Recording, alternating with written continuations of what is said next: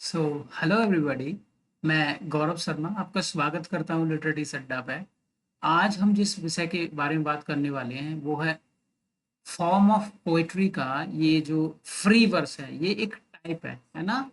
अभी तक जो हमारी पोएट्री मीटर्स और रिदमिक पैटर्न में बनी हुई थी, उसी पोएट्री को लिबरेट कर दिया एक फेमस पोएट ने, अमेरिकन पोएट ने, जिनको मिस्टर वॉल्ट विटमिन के नाम से जाना जाता है। तो वॉल्ट विटमिन कहीं ना कहीं फादर हुए फ्री वर्स के। आज हम फ्री वर्स के संबंध में बात कर रहे हैं। Free verse is a form of poetry that does not follow consistent meter patterns, जो मैंने कहा, राइम स्कीम्स है ना, कहीं भी बंधे हुए नहीं, पूरी तरह फ्री है, और एनी स्ट्रिक्ट म्यूजिकल स्ट्रक्चर है ना, टोटली फ्री है, कोई भी फाउंडेशन नहीं है। Instead it relies on natural rhythms of speech, imagery and organic flow. मतलब जैसा आप उसे बनाना चाहते हैं, जो आपका एक्चुअल फ्लो है, जिस नज़रिए से आप उसे देखना चाहते हैं, उसी हिसाब से लिखा जाएगा। ऐसा नहीं है कि आप मीटर्स में या रिदमिक पैटर्न में बाउंड हैं तो उसकी वजह से आप कहीं ना कहीं अपनी लैंग्वेज को बदल रहे हैं। ऐसा नहीं कर सकते आप, है ना। तो इसके लिए एक फेमस लाइन है, ये देखिए, free verse is not free, it is free from rules, not of meaning and structure. ये कहना है कार्ल सैंडबर्ग का, है ना। ये एक फेमस प्रैक्टिशनर है फ्री वर्स की। ये डेफिनेशन पूछी गई एक दो बार, तो याद रखना। अब कोई की फीचर्स जो हमें पता होना चाहिए, है ना। देखिए, नो फिक्स्ड मीटर, कोई भी फिक्स्ड मीटर नहीं होता है इसका। नो फिक्स्ड राइम, ये राइम फ्री भी होती है, मीटर फ्री भी होती है, जैसा ऑथर चाहे वैसा लिखेगा, कोई बाउंडेशन नहीं। स्ट्रॉन्ग इमेजरी और लैंग्वेज का इस्तेमाल किया जाता है फ्री वर्स में, है ना। नेचुरल स्पीच रिदम होती है, ऐसा नहीं है कि आप उसे मीटर में बांध के, आपको पता है कि पेंटामीटर है ना, तो कहीं ना कहीं 5 फीट ही आप एक लाइन में ले जा सकते हैं, जहाँ ले जा सकते हैं, ऐसा कोई बाउंडेशन नहीं है। फ्लेक्सिबल स्ट्रक्चर है, अपनी इच्छा के अनुसार, यदि पहले स्टेंजा में 20 लाइन है तो अगले स्टेंजा में 2 ही लाइन है। इसका बेस्ट एग्जाम्पल है सॉन्ग ऑफ माई सेल्फ, जिसको स्वयं मिस्टर वॉल्ट विटमैन ने अपने, कह सकते हैं, कलेक्शन में लिखा है, जिसको लीव्स ऑफ ग्रास के नाम से जाना जाता है ना। देखिए, चलिए सर, अब फादर की बात की जाए तो हमें पता है कि मिस्टर वॉल्ट विटमैन इसके फादर है ना। फादर ऑफ फ्री वर्स कौन है? मिस्टर वॉल्ट विटमैन है। इनका जो फेमस वर्क है, ग्राउंड ब्रेकिंग वर्क है, लीव्स ऑफ ग्रास, 1855 इसका लास्ट एडिशन तकरीबन 1870 के आसपास आया था, जिसको डेथ बेड एडिशन के नाम से जाना जाता है ना, याद रखना।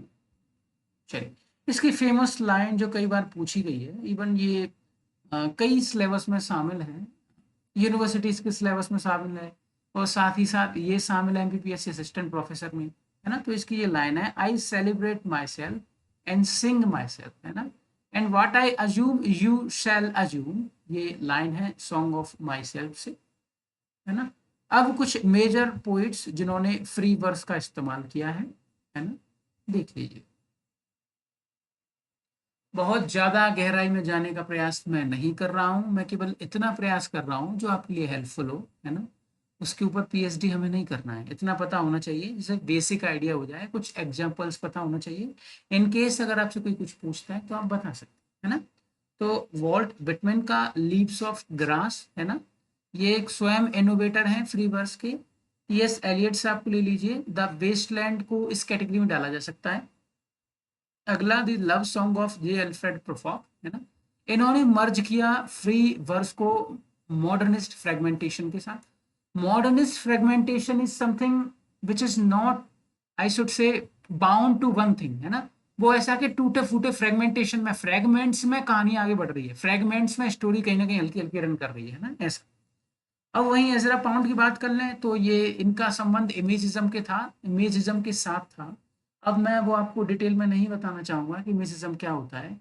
वो जब हम पोस्ट मॉडर्निज्म की मूवमेंट्स पे बात करेंगे तब कहीं ना कहीं इन सारी चीज़ों के ऊपर बात करने लग रहे होंगे, है ना।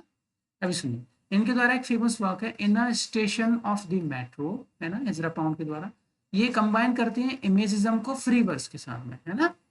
अब कार्ल सैंडबर्ग हैं, इन्होंने दो फेमस वर्क्स लिखे हैं, शिकागो फॉग, है ना, non for democratic speech like poetry, है ना।